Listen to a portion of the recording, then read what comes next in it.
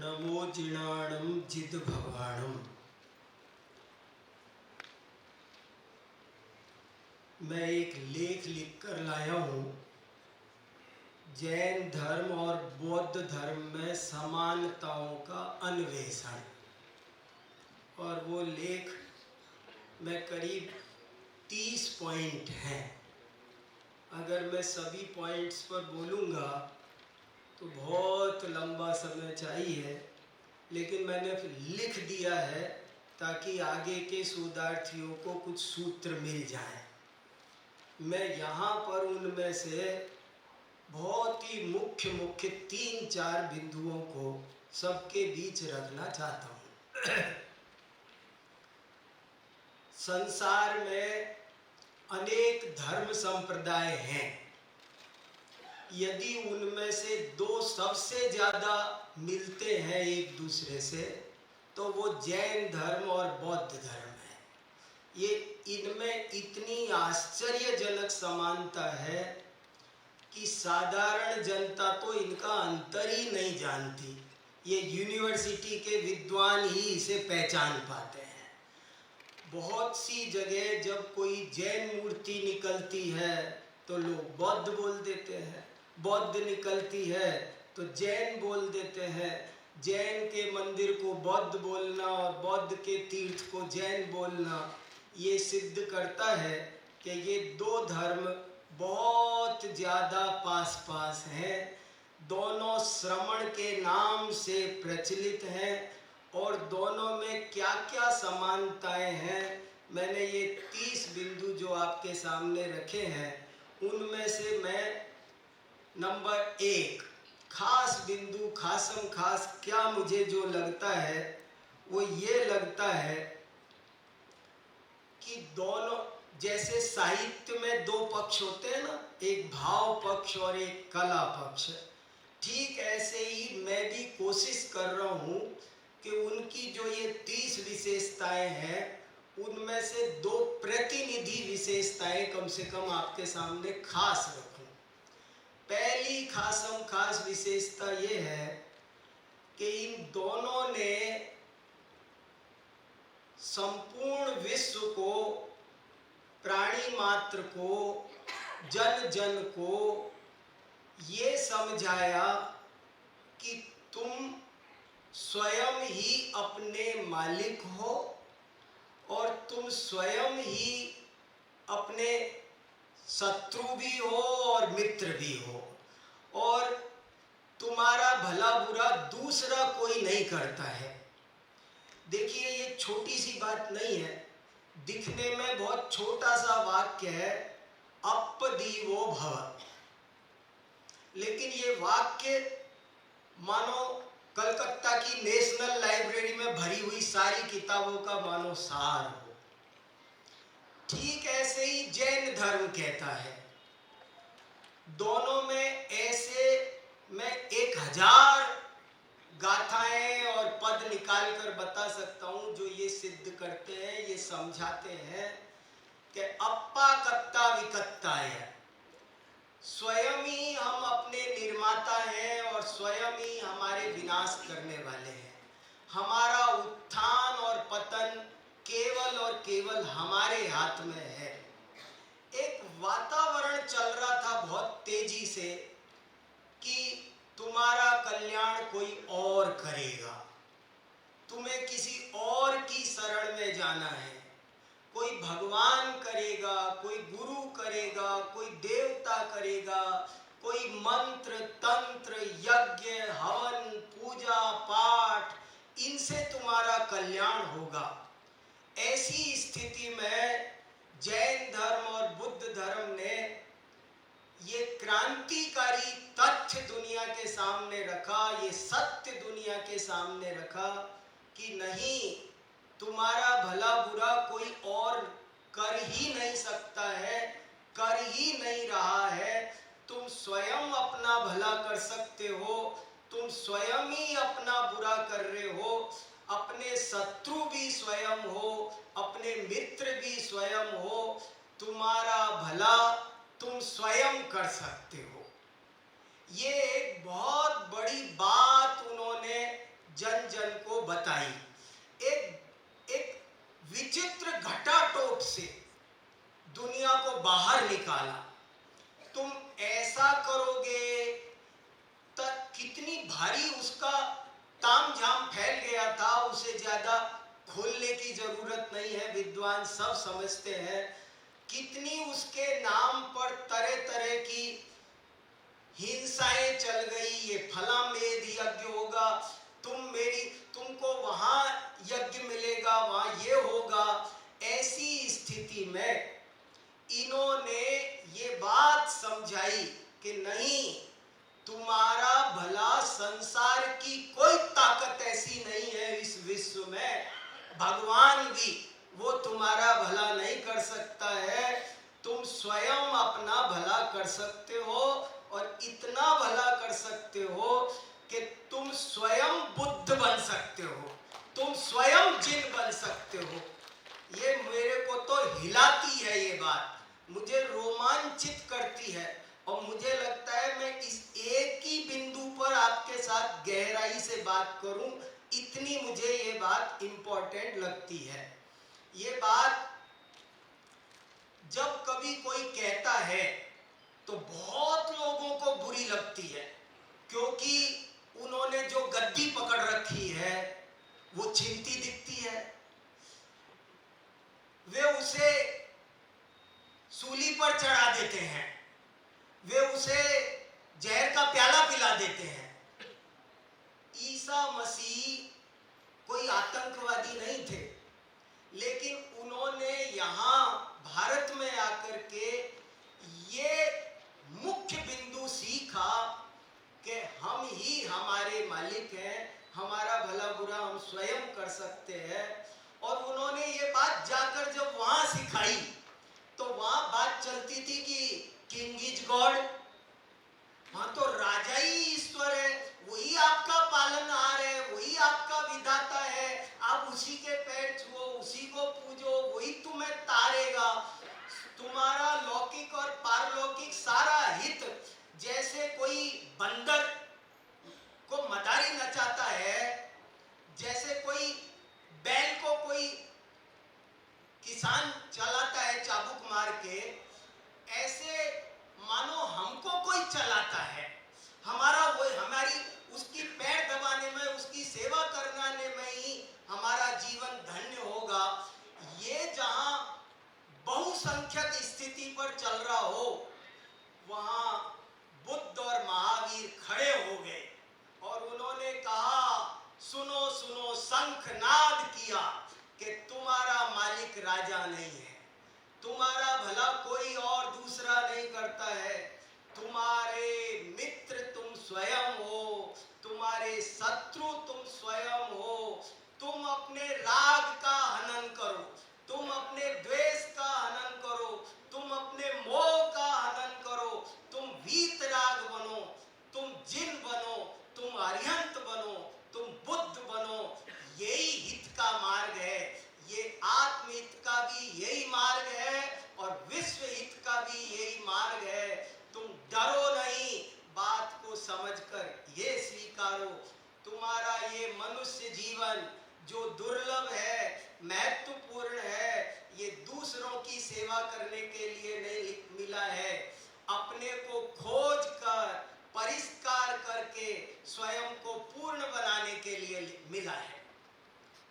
महावीर कहते हैं, पर दव्वादो दुग्गति, पर द्रव्य की तरफ लक्ष्य भी करोगे तो दुर्गति होगी। देखिए, ये बात मामूली बात नहीं है, मानो पूरी भारतीय संस्कृति का निचोड़ है। और ये तत्व ज्ञान यद्यपि हमारे प्राचीन ग्रंथों में भी भरा था, लेकिन बुद्ध महावीर के काल में आकर ये बादलों से ढक दिया गया, छुप गया, और तरह तरह की दूसरी बातें आ गई।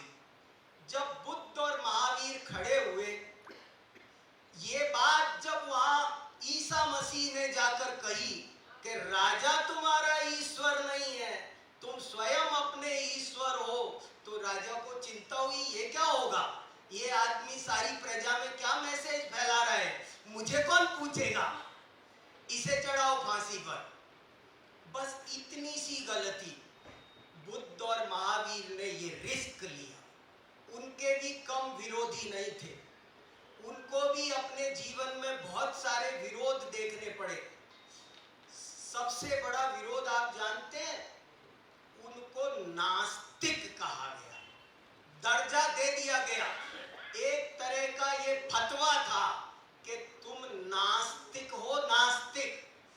देखो कमाल की बात, पाणिनि स्वयं लिख रहे हैं कि नास्तिक किसे कहते हैं, जो पुनर्जन्म को ना माने, जो पाप पुण्य को ना माने, उसे नास्तिक कहते हैं। अस्ति नास्ति दिष्टम मति यस्य स। मगर यहाँ ये पुण्य पाप को मान रहे हैं, अच्छाई बुराई में जो अंतर ना माने वो नास्तिक है। लेकिन ये अच्छाई बुराई में अंतर मान रहे हैं, फिर भी इनको तमगा दिया गया कि ये नास्तिक है। क्योंकि तुम मुझे नहीं मानते हो, मुझे नहीं मानते हो तो मैं कुछ नहीं जानता, तुम नास्तिक हो। इनको नास्तिक कहा गया और ना जाने क्या क्या कहा गया। लेकिन इन्होंने कहा कि आत्मा स्वयं अपना मित्र है, आत्मा स्वयं अपना शत्रु है। और स्वयं ही कल बहुत अच्छी प्रस्तुति में ये सब बातें आ रही थी कि जब आप गलत ढंग से सोचना शुरू करते हैं, जब आप गलत ढंग से कुछ करना शुरू करते हैं, बस वहीं से रास्ता बर्बादी का शुरू हो जाता है, वहीं से दुख प्रारंभ हो जाता है। और जब आप सही ढंग से सोच, इधर भी बार बार स्वदोष शांत्या विहितात्म शांति, अपने दोषों, हमारी आत्मा में जो दोष हैं, हमारे चिंतन में जो दोष हैं, वे ही वास्तव में हमको दुखी करते हैं। और ये बात इन दोनों ने बहुत जोर शोर से रखी। उन्होंने जो कुछ कहा उसको फिर एक लाइन में अगर मैं कहूं तो ये कि तुम्हारा भला किसी क्रियाकांड से नहीं। तरह तरह के क्रियाकांड चले थे, बहुत तरह के चले थे, जिनको पाखंड और ढोंग भी कोई वैज्ञानिक सिद्ध करते हैं। ऐसी ऐसी स्थितियां चली और तब इन्होंने कहा कि तुम्हारा भला किसी क्रियाकांड से नहीं होगा, किसी की पूजा करने से नहीं होगा, कहीं विशेष स्थान पर स्नान करने से, ये करने से, अमुक यज्ञता, इससे नहीं होगा, बल्कि तुम्हें स्वयं अपने क्रोध को, मान को, माया को, लोभ को, राग द्वेष मोह को जीतने से तुम्हारा भला होगा। ये बात तरह तरह से, उदाहरणों से, युक्ति से, तर्क से, निडरता के साथ, दृढ़ता के साथ उन्होंने रखी। ये बहुत बड़ा योगदान है और मैं ये योगदान इसलिए आज हाईलाइट कर रहा हूँ, आज इसकी फिर बहुत जरूरत है। आदमी को उत्थान करने, आत्म बलम बलम पर बलम दुर्बलम, अपना हाथ जगन्नाथ। आप जब तक आप दूसरे के भरोसे हैं तब तक आप बंदर हैं, बैल हैं, गधा हैं, सब कुछ हैं। और जब अपनी अपनी कमान दूसरे के हाथ में से छीनो, अपने ऐसे घोड़े पे नहीं बैठना जिसकी लगाम दूसरे के हाथ पर हो। बुद्ध और महावीर कहते हैं मैं उस घोड़े पर बैठूंगा जिसकी लगाम मेरे हाथ में हो।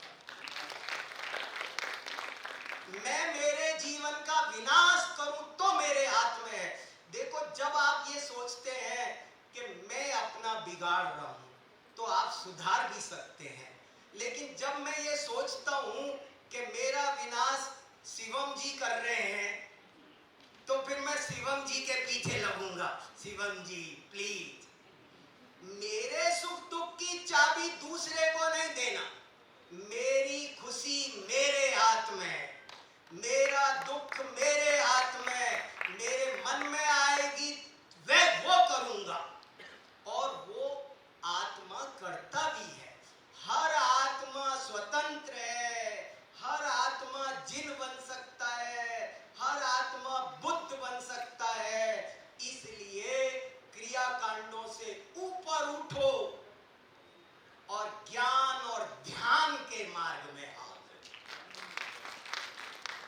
बड़ी बहुत बड़ी करोड़ों अरबों की आबादी को दिया हुआ बुद्ध और महावीर का संदेश था कि तुम क्रियाकांड से ऊपर उठो और तुम ज्ञान और ध्यान इन दो के रास्ते पर आ जाओ, तुम्हारा कल्याण।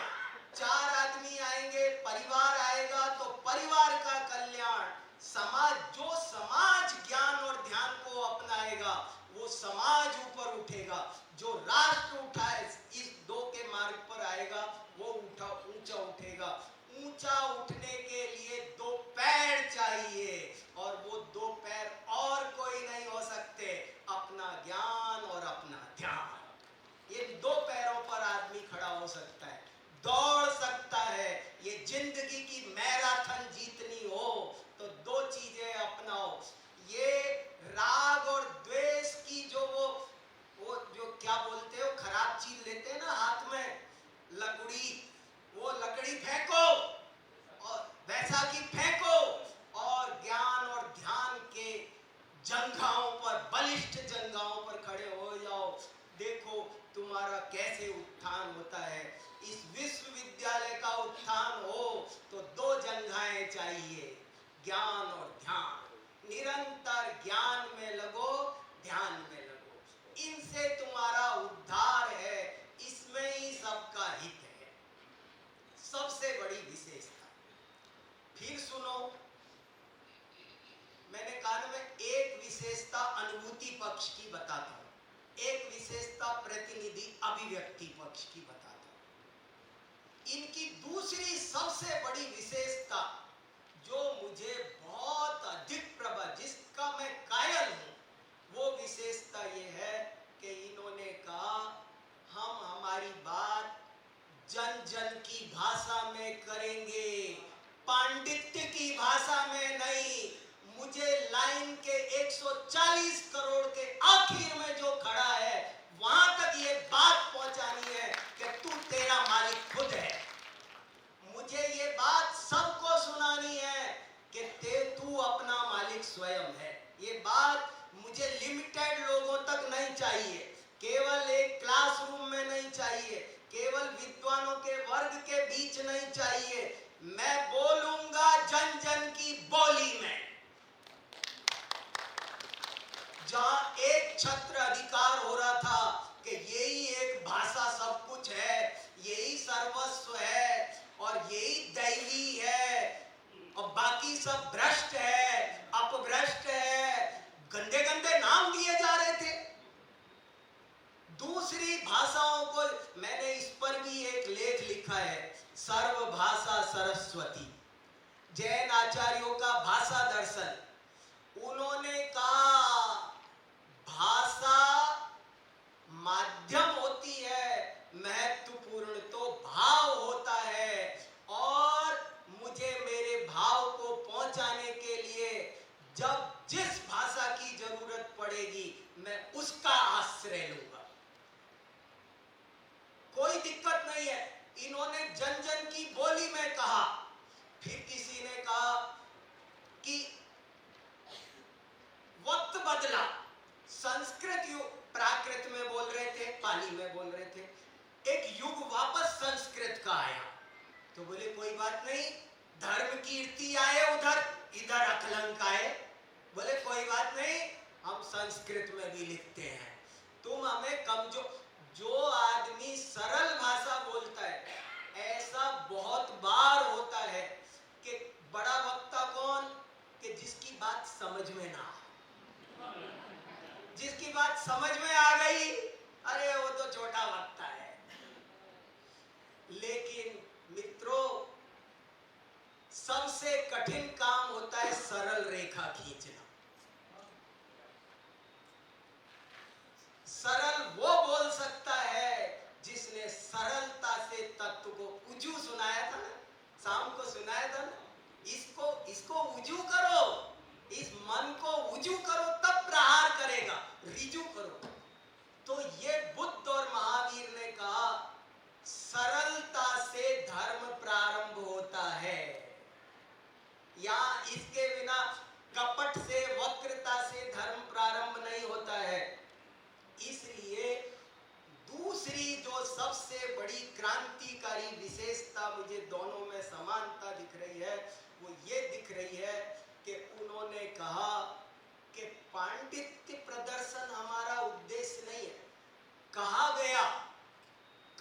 क्यों लिखा जाता है?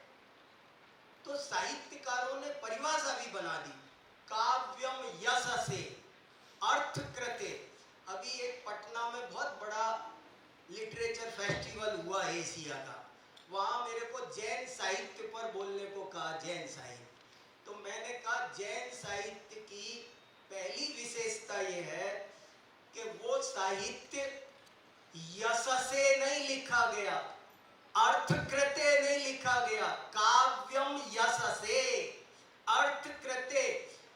दुनिया काव्य शास्त्री कह रहा है, काव्य के विधान संविधान बनाने वाले कह रहे हैं, काव्य की रचना यश मिले इसलिए करो, धन मिले इसलिए करो।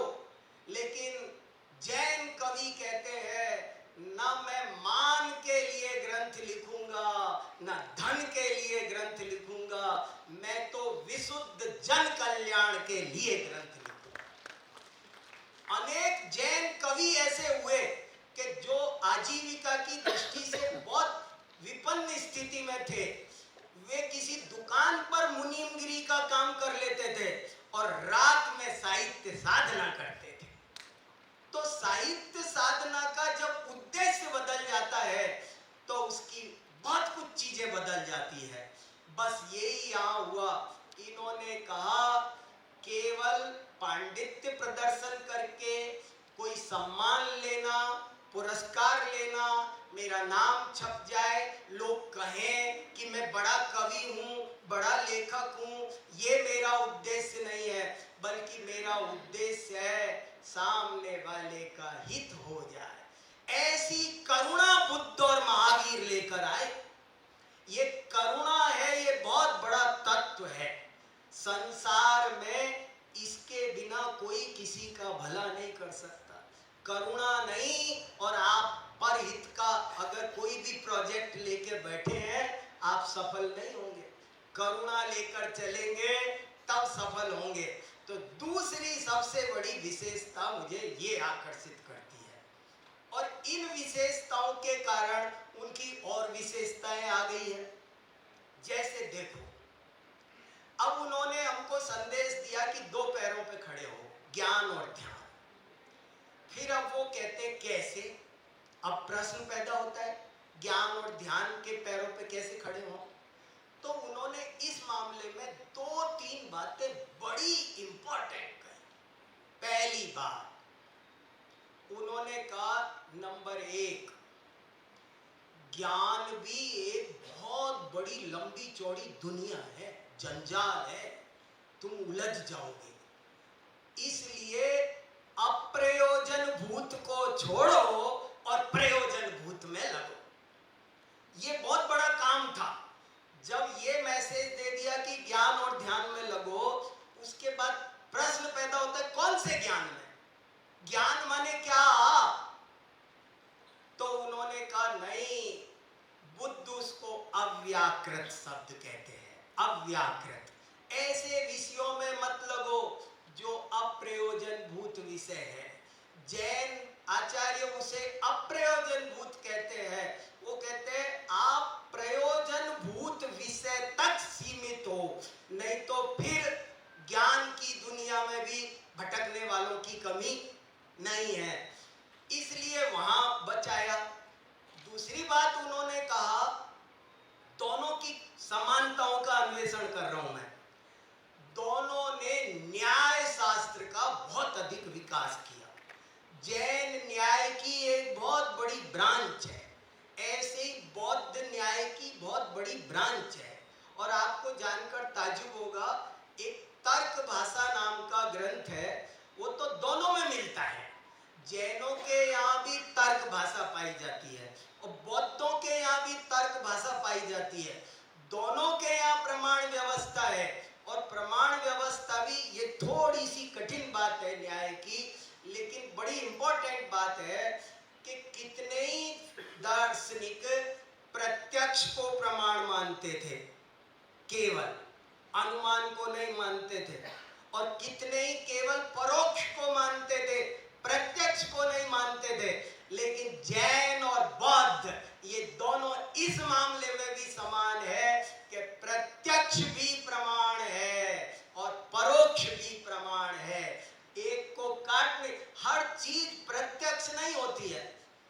मान लो मैंने मेरे पिताजी के पिताजी को नहीं देखा तो मैं कहूँ नहीं है, ऐसा कैसे हो सकता है? तो कितनी चीजें अनुमान से सिद्ध होती है, हेतु से सिद्ध होती है। दोनों के ग्रंथों में दोनों की बातों पर बहुत लंबी चौड़ी चर्चा हुई है। इस तरह मेरे ख्याल से मैं बहुत समय ना ले लूं, सत्र है और विद्वानों को सुनेंगे। मैंने जो लेख दिया है वो आपके सामने आ जाएगा। मैंने तो इस तरह के भी कई पॉइंट्स लिखे हैं, जैसे न्याय के माध्यम से मैंने थोड़ा विस्तार करके ये लिखा है कि वो उनका ये अंधविश्वासी बनने के खिलाफ संदेश था कि तुम परीक्षा प्रधानी बनो। जैसे स्वयं चेक करके बाजार में सोना खरीदते हैं, ठीक ऐसे काम करो। ऐसे ही उन्होंने इन दोनों के जीवन में ये कितने विरोधी रहे, लेकिन इन्होंने कभी भी किसी को अपना विरोधी नहीं माना। ये एक बहुत बड़ी बात है, बहुत बड़ी बात है। इतने कितने भी लोग विरोध करते रहे, लेकिन इन्होंने अपना विरोधी उनको नहीं माना। विरोधी से प्रेम करना ये भारतीय संस्कृति की सबसे बड़ी विशेषता है।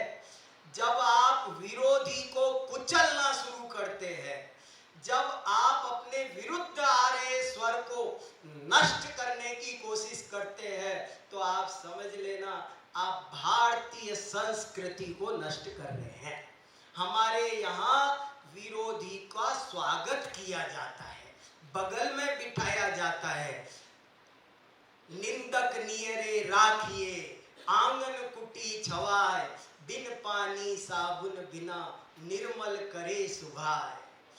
जीवन तुम्हें शत्रुगणा सदैव ये साम प्रयत्नेन निराकुलोहम, यदा यदा माम भजते प्रमाद तदा तदा माम प्रतिबोधयन्ति। ये जो हमारा विरोधी के प्रति दृष्टिकोण बुद्ध और महावीर ने दिया, वर्तमान में ये भी अत्यंत प्रासंगिक है। ये हम सबको समझना पड़ेगा। संवाद से काम चलाओ, विवाद से नहीं। मतभेद हो तो भी मनभेद न रखो, साथ बैठो, बात करो। ये मैसेज इन्होंने दिया। और भी बहुत सारी बातें हैं, पर मेरे ख्याल से मैंने मूल मुद्दे की बात रख दी है। आप सबने सुना, बहुत बहुत धन्यवाद।